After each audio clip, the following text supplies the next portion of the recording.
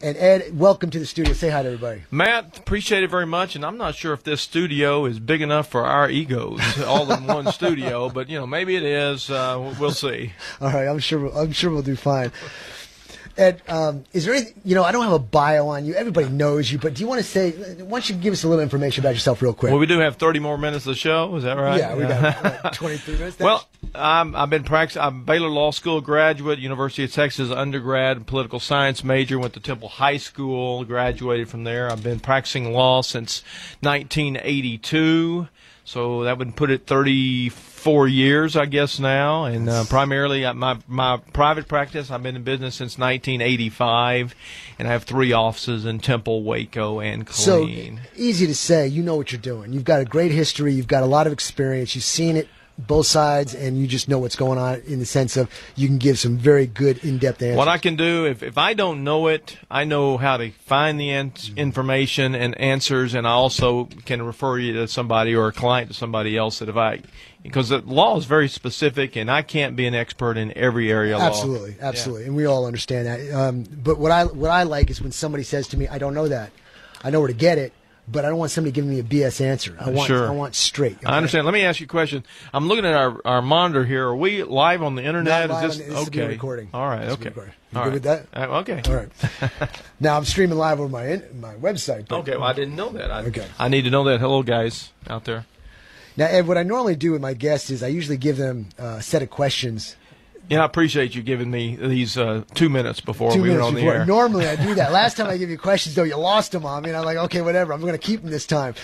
But I know you're good at your game, and these questions are going to be very easy for you. But normally what I do is I give the guests some questions so they can give a good answer. Sure. But I know you got a plethora of information up there. Yeah. And this is pertaining to license to carry, a lot of it. And there's a lot of things that I see because I teach this class all the time. I go, that's interesting. How would they look at that? And I come from a family of attorneys. My grandfather, my father, my brother, my cousins, all attorneys. I can spin verbiage like the rest of them. I can make you look a saint and turn you into a devil, okay?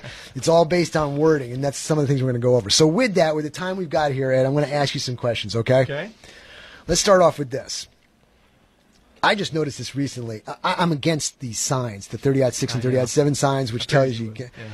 And here's one that's perplexing to me. Apartment complexes all over are putting up Penal Code 30-7 signs, which restricts your open carry. This confuses me because it appears that management does not want people carrying in the open, but everywhere on the property, except for in buildings, are not considered premises, which then defeats the purpose of the sign because once you're in the premise, it's most likely going to be your apartment.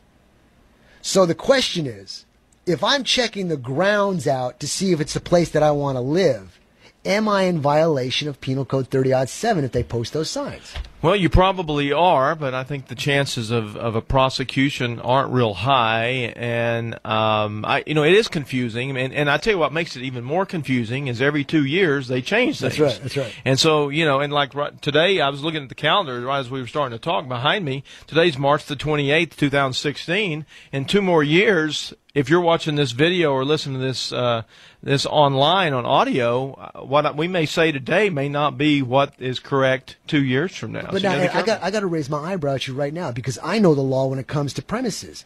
And so I'm a little confused at your immediate response to that with confidence that I would be in violation, although you may not get convicted of it.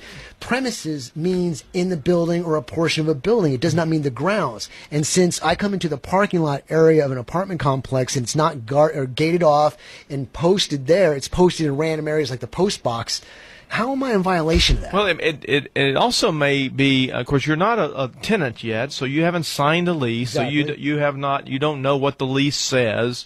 But I will tell you, the lease will say also anywhere the premises would mean the property, mean the parking lot. It would mean, at the laundry room or at the playground area, so you would say the pool, or. So you would say the fine line is there. If you're assigned tenant, then those rules apply. As like you're an employee, you understand the rules of the company policy manual. But a person coming to check the place out would most likely not be in violation unless the management said, hey, what are you doing? And they actually verbally told you.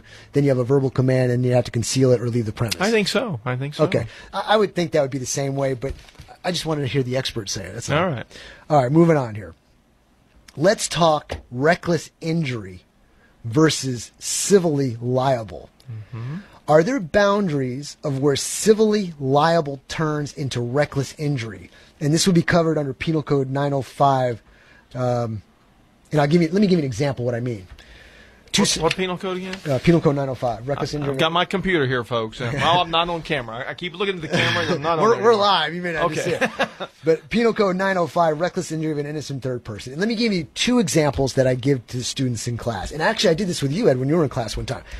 I said, okay, there's a bad guy, and I'm freaking out, and there's 10 people behind the bad guy, and I freak out, and I start shooting my gun, and I have 5 people dead behind the bad guy, and the bad guy walks away. Mm-hmm. As compared to, there's the bad guy, I got a clean shot, center mass, but it bounced off a vertebrae or a collarbone, and it goes into the person over to the right about 10 yards, into their cheek because of a deflection of a bullet.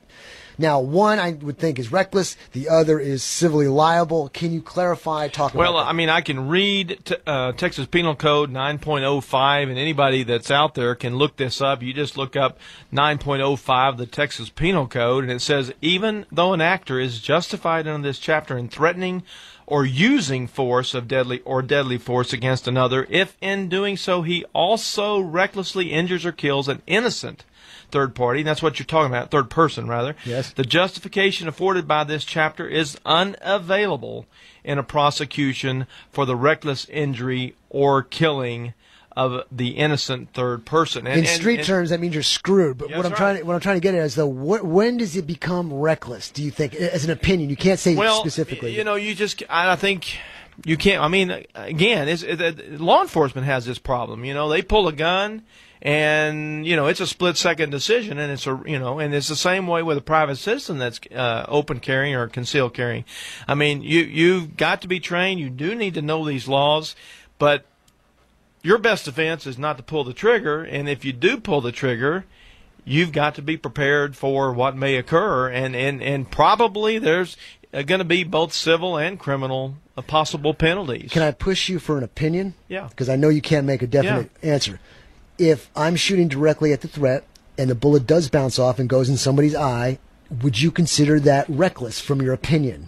I would think if it was I don't. If you had a 9mm and you shoot them and it bounces off or ricochets off a bone or whatever, I don't think that's going to be reckless. But if you empty your magazine, yes.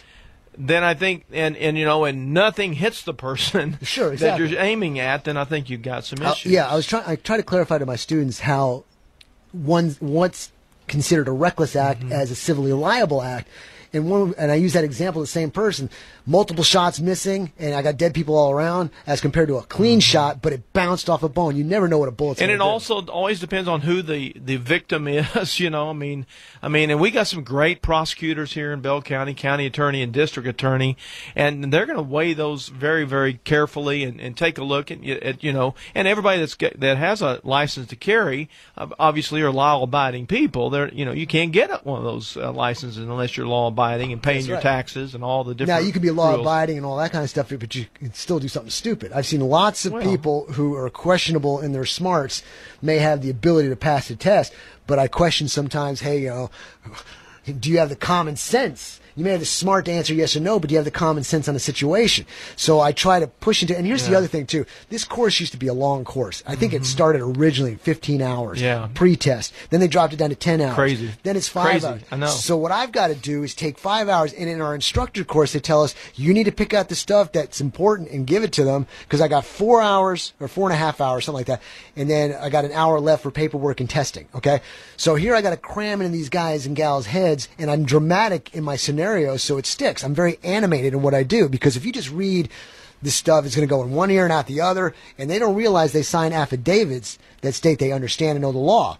And you're an attorney. If you were to look that up and say, you signed it, you know what you're supposed to do, yet you didn't do it anyway, right? Mm-hmm. Correct. And, and just because you may remember what you taught them 4 years ago, before you have to renew your license, doesn't mean you're going to remember it at the time. And like, we're going to a gun range this afternoon. It's my father-in-law's 80th birthday. He loves to shoot, so we're taking him.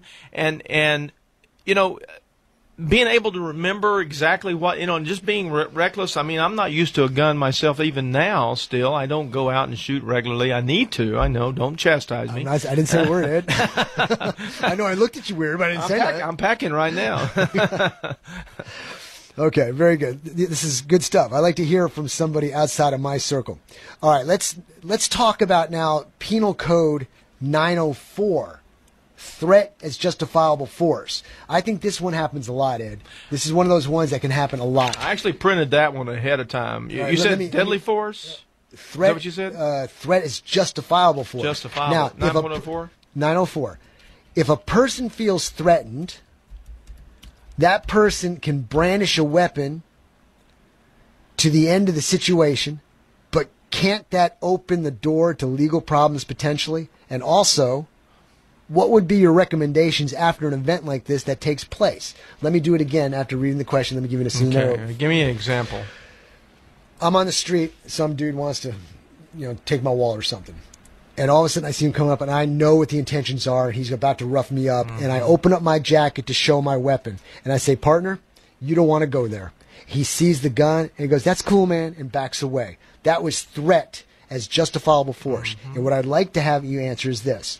Is not, correct me if I'm wrong, brandishing a weapon what I just did, and also brandishing a weapon in a very wild motion, aren't those two words the same for the same thing? I think it is. And, again, these laws are created by people that many times don't have the expertise, and it's just like in Congress in Washington, D.C., half the stuff is passed that nobody even reads ahead of time. And then they have to go back to the next legislative session to clean stuff up and clear it up. And I've never been a legislator, so I can, cast stones all I want to on that. I mean, I just pulled up that 9.01, is that what you said? 04 of the Penal Code, and it's justified when the use of force is justified by this chapter. Okay, so they defined it by using the same word. I know. We're going to talk about legalese in a minute. Yeah. But what I'm trying to. And also, you're not necessarily threatening to cause death or serious bodily injury. It's threat. And you're not producing it necessarily. You're just displaying. Okay, I'll tell you what. Let's break this down, Ed. Let's break this down. Clarify for me. I'm pretty confident in my understanding, but I may be totally wrong here. If I showed you a gun in an aggressive manner, that's called brandishing. Mm-hmm. If I open up my jacket so you see the gun, is not, correct me if I'm wrong, the technical term for it, brandishing the weapon. That's right. And it's also the 9.04 says a caveat, as long as the actor's purpose, that's you, is limited to creating an apprehension that he'll use deadly force if necessary. That does not constitute the use of deadly force. So you're just kind of saying, hey, I'm ready, it'd be... Okay, so we cleared up brandishing means the same thing, because some people are under the term that doing this is bad, doing this is okay. Yeah. Although you're within the law to show your weapon, we have a situation now. Let's move to the next section of the question. The bad guy saw me brandish my weapon as a threat as justifiable force, and he says, okay, I'm out of here. He leaves. What do you think, in your wisdom, Ed, should the person, the actor who got aggressed upon, should do now once he brandished the weapon to the bad guy? What should he do, do you think? Well, it might be a good idea to at least make a police report. I would think that would be a good thing. Now, you got to have about an hour to wait for the police to come, and wait. Business is good. Yeah, and wait for all the other things that occur, and then you got to, they'll say, "Why did you call me, sir?" It's been an hour or 2 hours since the incident occurred. But you can say, "Well, listen, I listened to a radio show one time, and the lawyer said to call the police, so that's what I'm doing. And I have access to information that tells me what happens on both sides. Yeah. And basically what happens from experience is the bad guy ends up calling up and making a report on the good guy. Yeah. Okay? That happened to me personally on a job I was doing. It had nothing to do with a gun. It just had to do with he thought I was being aggressive, and it wasn't. I was being very apprehensive about what this guy was doing to me. But he flipped it around on me. So it can definitely happen. Okay. Did we finish that segment? And many times the first person to make that call is the one that the police are going to believe. I know. Isn't that crazy? Yeah. That's crazy. Regardless of what the true facts are. All right. Ed, let's go on here. We're doing. I'm trying to decide if this is my best side, Matt. You want to sit over here? I have a best side? You normally sit over here, I think. Yeah. Okay. Okay. I see in gun magazines and other forms of media gun legal services. I went to one just recently, and it left a very bad taste in my mouth. I try very hard to convey to my students that using a handgun for self-defense should be the last thing to do. Exactly.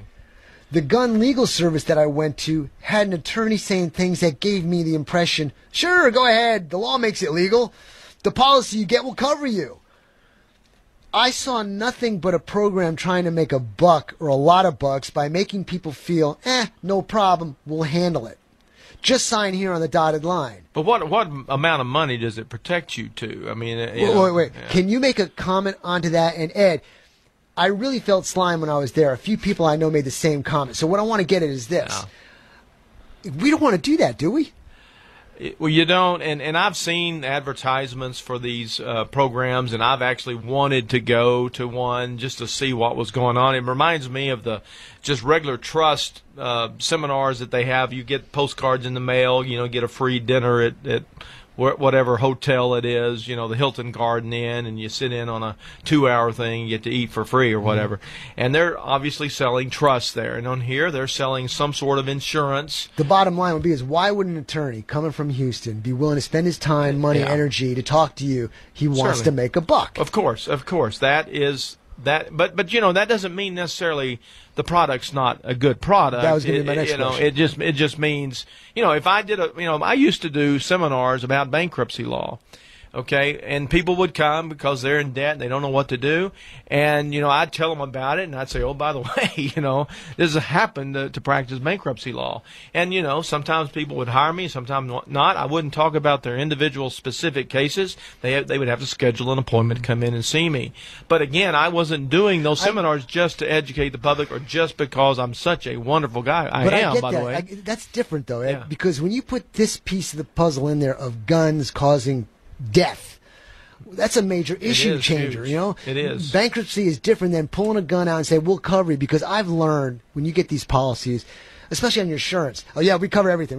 Okay, I got this problem, so we don't cover that. I'm like, what? I'm paying all this money, you told me you cover it, and you got this stipulation, you want my money, but you don't want to help me. A lot of times that happens. I'm not saying it's every time. So that was a bad taste in my mouth, and I was just kind of interested to see what you thought about it. A week or two ago, I talked about the word reasonable as it pertains to license to carry. Now, what may be reasonable to one person may not be reasonable to the 12 people judging you for your actions. Exactly. Okay. What can you tell us about the word reasonable and how to apply reasonableness to a situation in a way that others will agree with you? A person decides in a second. The jury has 6 months. So tell me what you think about that, Ed. Well, let me look it up first. I was going to look up the definition under the Texas Penal Code. I actually came a little bit prepared for that one because there is general provisions, and I don't know if I can find that quickly, but 9.42 of the Texas Penal Code is involving deadly force to protect property. Yes, sir. People feel differently, like if it's to protect a person, deadly force is a little bit better, but you can use deadly force if someone is stealing. That's correct. Or breaking into your home, or stealing your car, or taking your lawnmower. It doesn't have to be a really big deal. And 9.42 of the Penal Code says that a person is justified in using deadly force against another to protect land or tangible, movable property if he would be justified in using force against the other under another section, 9.41. You got to look that up. when and to the degree he reasonably believes. It's like you said, one guy reasonably, all you got to say, I reasonably believe that. You know, I mean, yeah, but you got 12 people who may counter that. That deadly force is immediately necessary. So again, what is it? You know, if they're stealing your lawnmower, is that really necessary to use deadly force? Is it reasonable? You're about to steal some thunder on me when it comes to merchandise like that. So guns in your store. That's a different story. We've had that situation. I want to go there.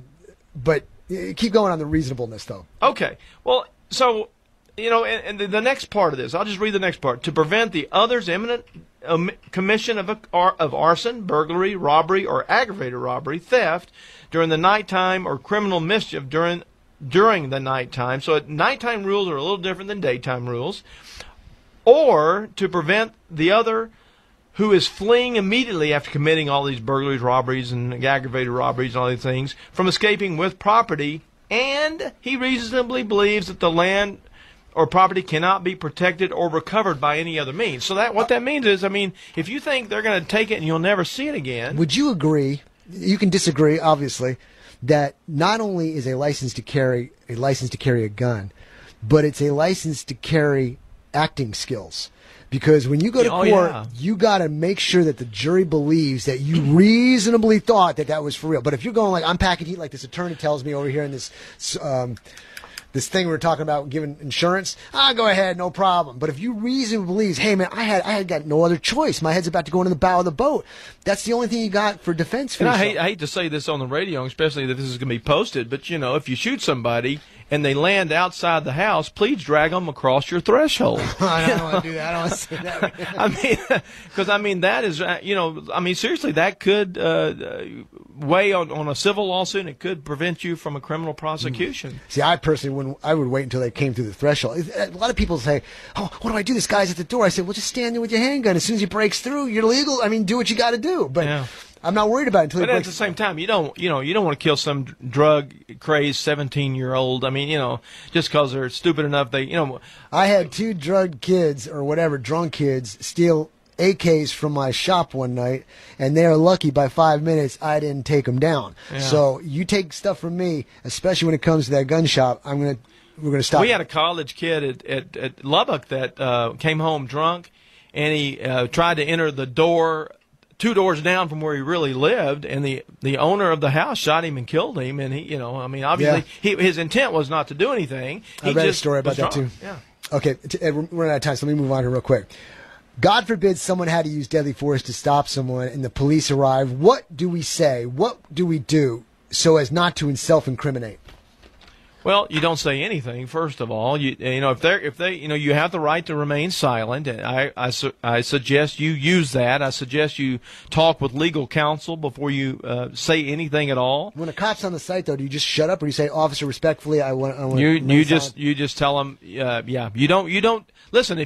Whatever you tell them, you're possibly going to incriminate yourself and not even realize you're doing it. And so it's just, I mean, it's not like they're out to get you, but, you know, they've got a job to do, and you need to prevent them from using whatever you may say to twist it to make it sound like you've committed a crime. Okay. Moving fast, time's running out. I want to go over 2 last questions. And the first one, let's get a quick answer if you can. Negligence and gross negligence. Can you give us examples of what they might be to us in the LTC, people of Texas? Oh, goodness. If it's too complicated. I don't know that I can. Okay, quickly. Let's skip that. Because I only got, Paul, how much time I got? 3 minutes? Okay, how about this? When you touched on it, I told you not to steal my thunder. I want to ask a question concerning Penal Code 942, deadly force to protect property, paragraph 3A. The land or property cannot be protected or recovered by any other means. Where does property insurance come into play here? I'll give you an example. Guy's got a $50,000 car. Yeah. He doesn't want it stolen. He shoots the guy dead. Go to the courtroom. I always bring up the scenario. Sir, do you have insurance? Yes, I do. I don't think that applies. I don't Tell think. me why. I just, you know, I don't think insurance and insurance carrier, that applies to this part of it. Now, I tell you, you can look at the legislative intent. There are penal codes that you can buy, that you can look, and you can research the legislative intent there to see if that includes insurance, because that would also exclude almost anything. Because I mean, most people have insurance. That's I mean, property insurance on tangible property in their home. Okay, moving on real fast. Last question, Ed. Why is the law most of the time so hard to understand? Why so much legalese? Is it to give the attorneys in the court the upper hand when manipulating the law that others just say, okay? Okay, I don't know if I can even answer that question in a straight face without lying to the camera. You know what? It is complex. It's unreasonably complex. But then what I tell people is every word in this section of the code, any contract, if you sign a lease, that word is in there for a reason. And you're not ever going to understand it all 100%. I'm not, even the attorneys that prepare them don't necessarily understand it all. They're just preparing for potential things that could occur, and they're trying to think of all the different things that could occur. Paul, time. All right, Ed. Awesome. Finally got you on here. This is a fast-paced thing. We could stand here for 2 hours probably. Well, I want to thank you very much. Everybody, make sure you listen to Ed Laughlin on Law Talk every Saturday from 8 a.m. till 10. We're going to have to cut it short right now, but until next week, remember to keep your powder dry, and God bless. We'll talk to you next week.